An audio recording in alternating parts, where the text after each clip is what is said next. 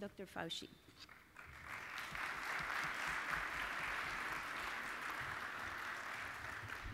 Thank you very much, Carmen. It's really a great pleasure to be here with you this morning. I want to thank the organizers for giving me the opportunity to present to you on this most extraordinary and important topic. As you heard, the title of my talk is 30 Years of HIV/AIDS, A Scientific Journey and Look to the Future. And what I'd like to do in my time allotted is to essentially take that quick snapshot journey with you over the years, look at some of the landmarks of what has been accomplished, but most importantly, to reflect on how they will point to the future and how we may, for the first time since the 30 years of the recognition of this pandemic, that we can actually look towards some solutions. And as I get through the talk, you'll see what I mean. So first, we'll go to this matrix graph, which plots out the 30 extraordinary years from the very beginning of the realization of the first cases of HIV in 1981. We're all very familiar with the two now classic reports from Morbidity and Mortality Weekly Report. I can remember clear as day when I first saw those reports, the first one in June of 1981 reporting the first 5 cases of gay men in Los Angeles with a strange disease, pneumocystis carinii pneumonia, in otherwise thought to be healthy men. A great puzzle, why gay men, why otherwise healthy? And then 1 month later, it became clear that this was not just an oddity when 26 additional cases were reported from New York, Los Angeles, and San Francisco. And that began the extraordinary journey that we have had as participants in this over the last 30 years, the opportunity and the tragedy of witnessing one of the most extraordinary affronts to global health, literally, in the history of our civilization. So I'd like to very rapidly go through some of the things that occurred. I changed the direction of my career about 4 months after I saw the first and second Morbidity and Mortality Weekly Report. I was a rather successful, I would imagine, according to other people, I wasn't thinking about it at the time, infectious diseases immunology person at the National Institutes of Health. But I sensed something about what was evolving before us, so that I started to do only admitting patients with the strange disease, which we did not know was HIV at the time, and we didn't even call it AIDS at the time. Many of my friends and mentors thought that I was making a major mistake changing the direction of my career. So as a response to that, in December of 1981, I wrote a commentary in the Annals of Internal Medicine that was published in June, and you see the title here. And I often reflect on what I said back then, almost 30 years ago.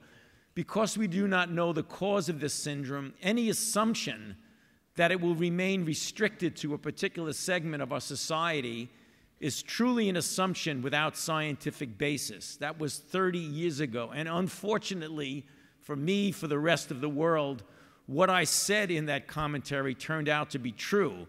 Because as the weeks and months and years went by, and these are successive MMWRs, you see that it became clear that it wasn't only gay men in the United States.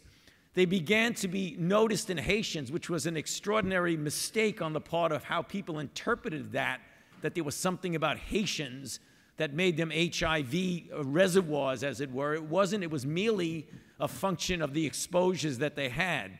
Then people with hemophilia, blood transfusions, children, and the heterosexual partners of people who were felt to be infected, again, with HIV, but we didn't even know it was HIV at the time. You fast forward 30 years and you have what we're all familiar with, 65 million total infections, 30 million deaths, 34 million people living with HIV, and an extraordinary 2.6 million new infections each year with 1.8 million deaths. So let's go back and see how things evolved. The first couple of years, for me as a person who from 1981 was not only taking care of HIV-infected individuals, but was trying to do some research, they were truly confusing, frightening, and frustrating years. Until 1983-84, when HIV was identified as the cause of AIDS by 2 groups, one in France and one in the United States, such that by 1984, it was clear that we now had an etiological agent, so research could begin in earnest in understanding pathogenesis, in earnest in understanding how we might start developing therapy. Very soon thereafter, in 1985, the first HIV blood test was approved. This was extraordinary from two standpoints. From a positive standpoint, in that we were able to screen the blood supply and start to eliminate the issue of transfusion-related and hemophilia-related disease. However, what it also did is it allowed us to get a feel for the extraordinary depth and breadth of this pandemic, of which we were only seeing the tip of the iceberg. Because as we began to screen people, we found frighteningly that it was much more prevalent than we thought. Now, when you talk about advances in understanding natural history, virology, pathogenesis, that started right from the beginning, even before we knew it was HIV, because we were observing some interesting, unusual, and unprecedented defects in individuals with this strange disease. This is a slide in which I've cut off the beginning of the slide, and it's the typical course of HIV. I drafted and wrote the first version of this about 27, 28 years ago. And the reason I show it to you, because as you can see on the right-hand side of the slide, when I and many of our colleagues in this room were seeing patients, they had advanced disease, so we would see them with symptoms, opportunistic disease, and then death within a relatively short period of time.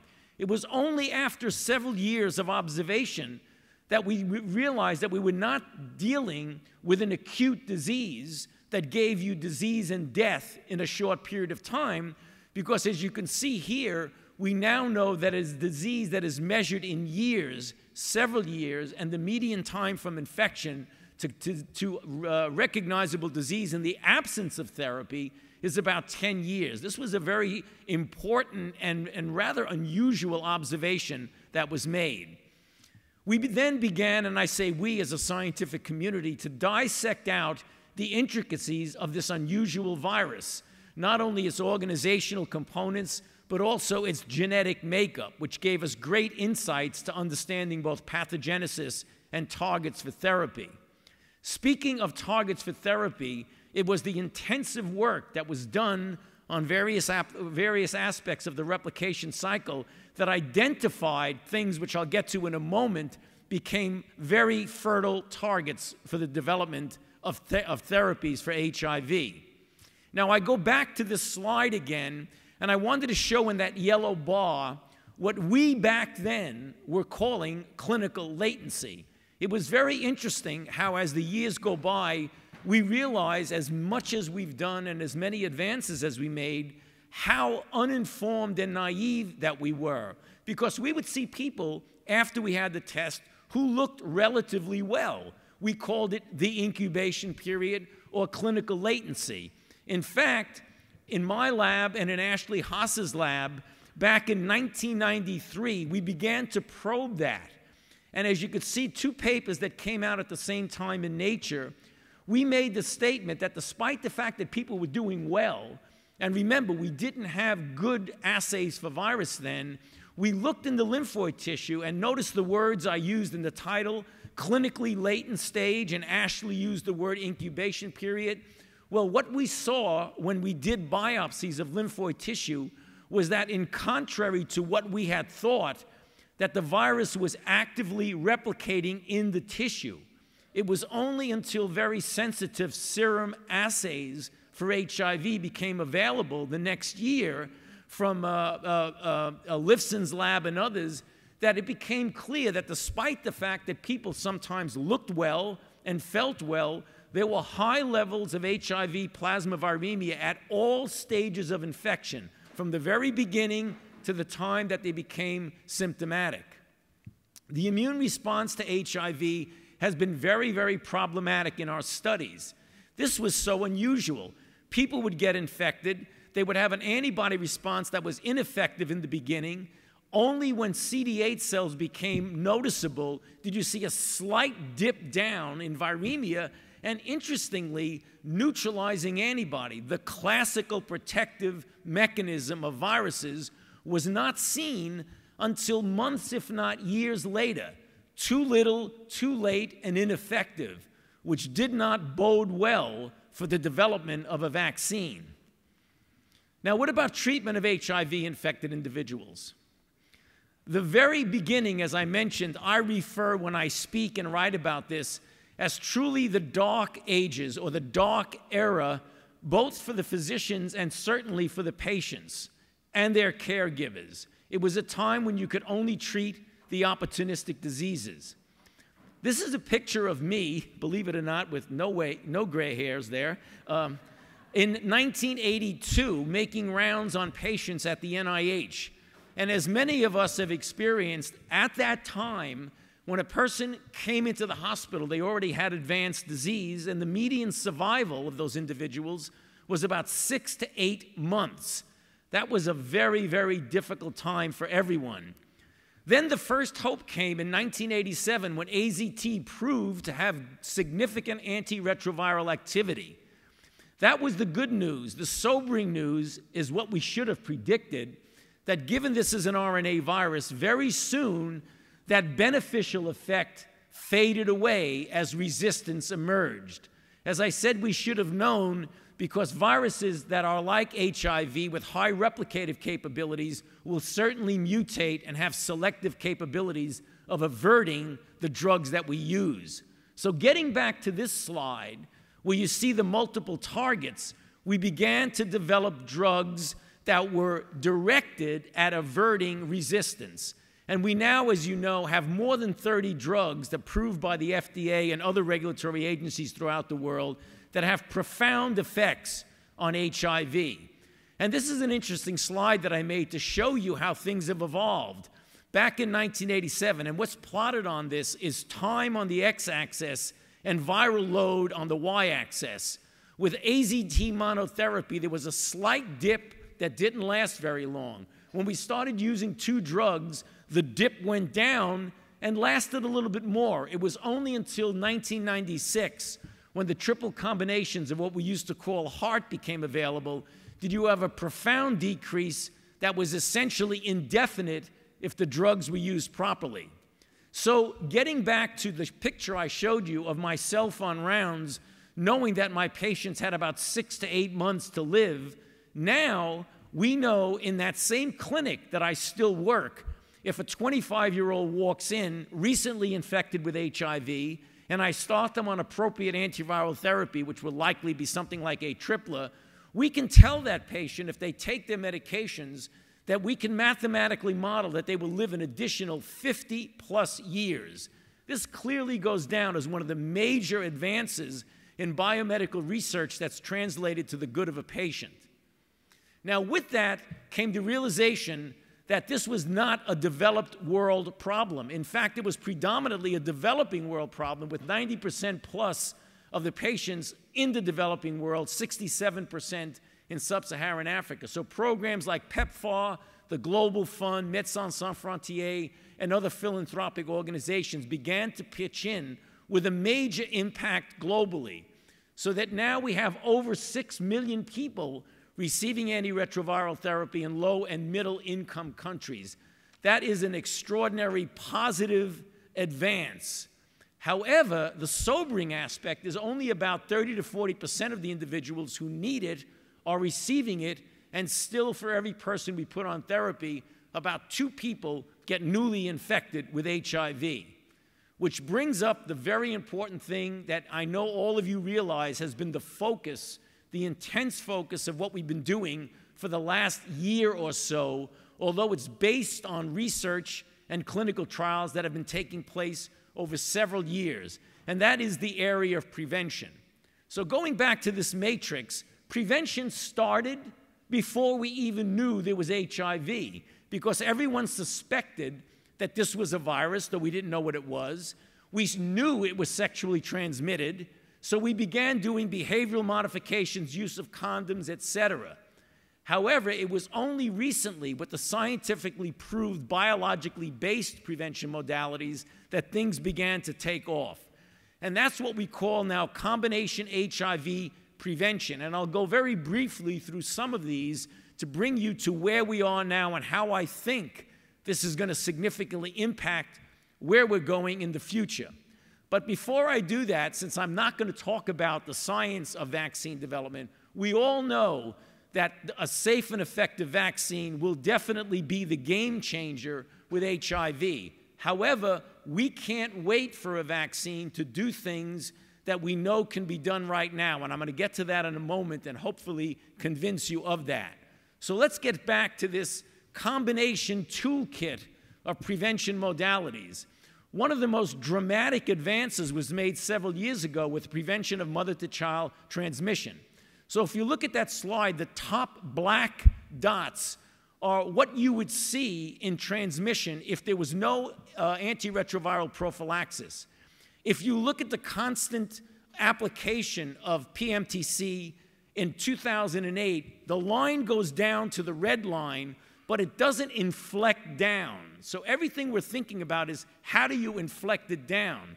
If you go to the blue dots, you see that's what would happen if 90% of women were reached with services that match WHO guidelines. And then the green line is that if you even include breastfeeding issues in that.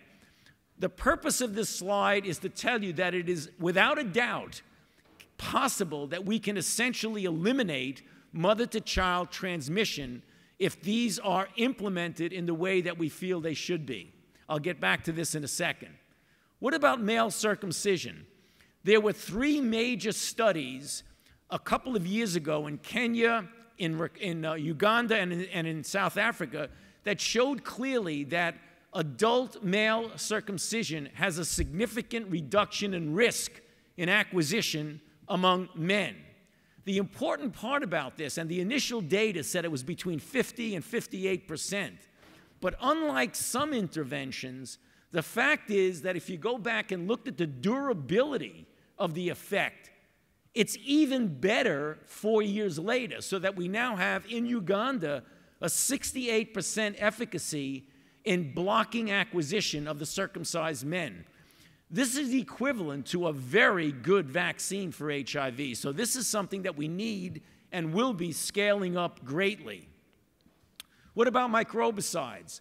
You know of the study of Caprisa that was in South Africa.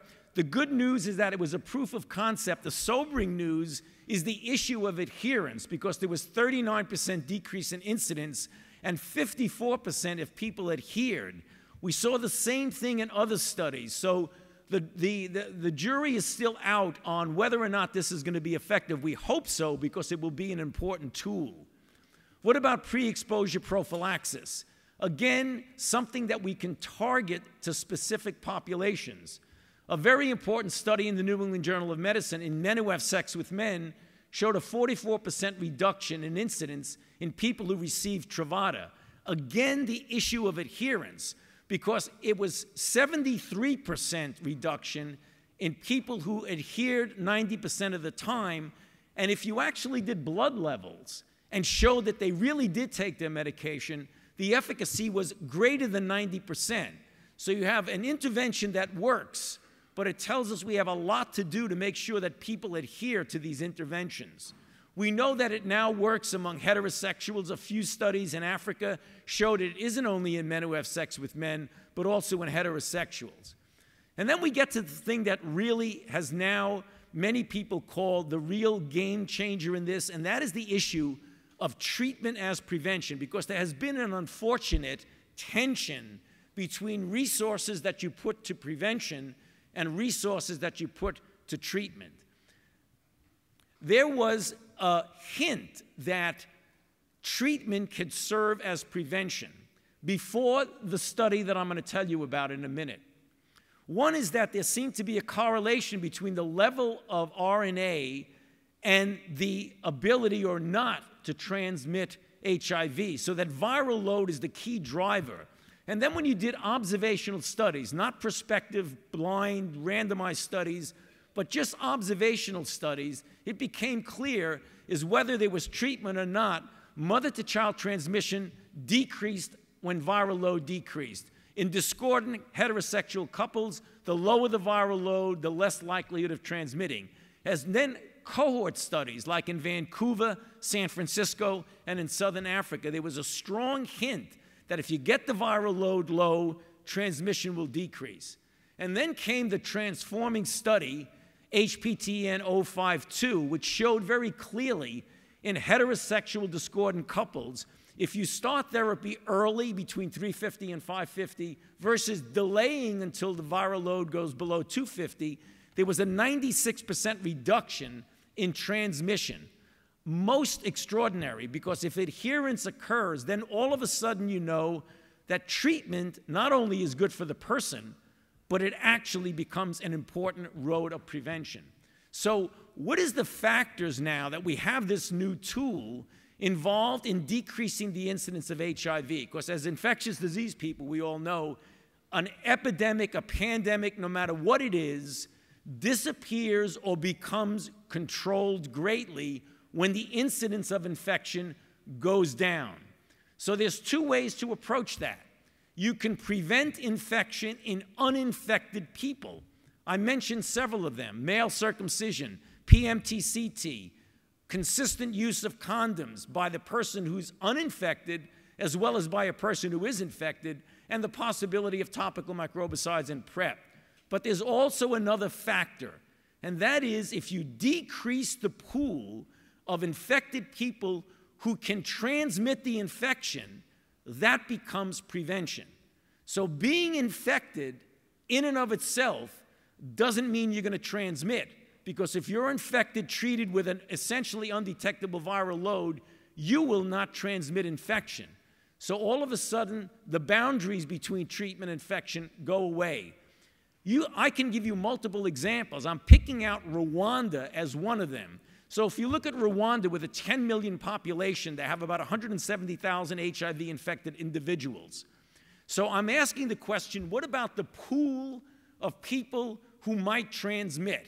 So if you take that pool and just get rid of the children, because even though there are 22,000 HIV-infected children less than 15 years old, they're not going to be transmitting it to anyone. So this is the pool on this slide of potential transmitters. If you put people on therapy the way they're actively doing in Rwanda, namely 77,000 adults receiving ART, you have dramatically decreased the pool of people who could potentially transmit. And if you get more aggressive with that, and I'll show you what I mean in a moment, about treating people earlier in disease, mathematical models say you can tip the trajectory of the pandemic. So the overriding challenge that we have is to dramatically alter the trajectory of the pandemic. What do we mean by this? This is a UNAIDS slide which looks at the estimated global incidence from 1990 to 2009 in the red line. The blue line is deaths. As you can see, we're making some progress, because actually in some countries we're starting to see a little inflection. But in order to get a pandemic to end, you have to have a sharp inflection down. And the reason is because as more people get infected, they add to the pool of transmitters, and you're essentially you're getting rid of the advantage you have of preventing infections. So how do you do that? This is what we are drawing. This is purely a schematic diagram. We've been working in Washington with PEPFAR, with the CDC, and creating mathematical models of what it will take to get the trajectory to essentially go down towards elimination. And it would take everything that I'm talking about, maximizing prevention in people who are uninfected and getting the number of people treated to a critical level that triggers that mathematical model. So there have been some recent recommendations from the PEPFAR Scientific Advisory Board. They're very important because if these are implemented, it would fit into the model to accelerate coverage for people with CD4 counts less than 350, not less than 200, but less than 350. Treat all HIV-infected people with TB. Implement guidelines for treating infected pregnant women no matter what. Not only good for the women, but important for transmission to the child. Support the use of antiretroviral therapy in specific populations even greater than 350, if possible, such as in discordant couples, and intensify efforts to provide ART to the most at-risk population. So as I said in the meeting in Rome, for putting aside for a moment vaccine, today, in November of 2011, we already have enough scientific advances that if we implement them fully, it is clear that we can turn around the trajectory of the pandemic. And how are we going to do that? We're going to do it with greater efficiencies, health system strengthening, greater host country ownership of their problem, involvement of other additional countries, and importantly, an increase in final resources. So we have an opportune time right now, and it is important that we act. This is what I said very succinctly in a commentary that I wrote this summer in preparation for the International AIDS meeting in Rome in Science, where I say what I'm saying now, that we have an unprecedented opportunity based not on conjecture, but based on solid scientific data, that we can actually control and ultimately end the pandemic. But major investments in implementation now will save even greater expenditures in the future. And in the meantime, countless lives can be saved. So we're going to pay sooner or later. We might as well pay now, because not only will we have important global health benefits, but we will actually save money. And as Jack Weitzcarver mentioned last night in his introduction, we had the privilege and the opportunity of having at the NIH as our guest Secretary of State Hillary Rodham Clinton, who is entirely enthusiastic about what we were talking about. I've had the opportunity to discuss this with her in great detail, and as you know, as the Secretary of State, she is ultimately responsible for the PEPFAR program. She came to the NIH and she made a very passionate appeal that, in fact, an AIDS-free generation is possible. And it is up to us to prove that she is, in fact, correct. Thank you.